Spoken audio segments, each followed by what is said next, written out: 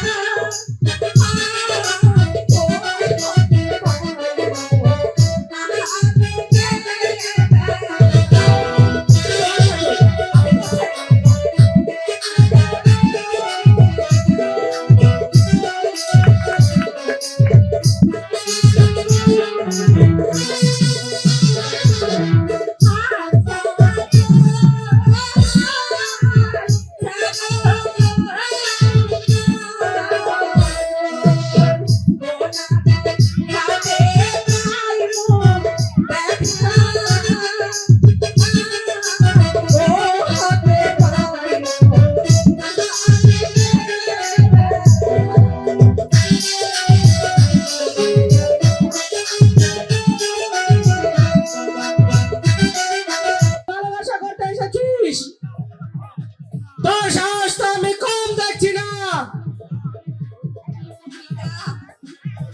পিতা গো, ওর যে কোনো দোষ নেই পিতা। খামোশ! याद রেখো কন্যা, তুমি হচ্ছ রাজকন্যা। তুমি ভালোবাসবে কোন রাজকুমারকে, তুমি তা না করে সামান্য একজন চাষার বাচ্চাকে ভালোবেসেছ। এই চাষার বাচ্চাকে আমি এমন শাস্তি দেব, এটা দেখে রাজকন্যার সাথে ভালোবাসার স্বাদ মিটে যাবে। পিতা, ওকে আপনি ক্ষমা করুন পিতা। ওর যে কোনো দোষ নেই পিতা। ক্ষমা ক্ষমা আমি ওকে এখনই করছি।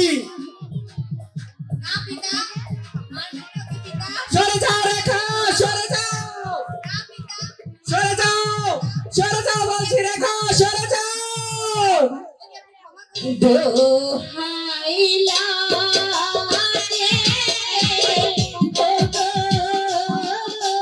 পিতা, ও পিতা, মারবেন না তার জোরে, ও পিতা, মারবেন না তার জোরে। সুরে বৈশাখ সুরে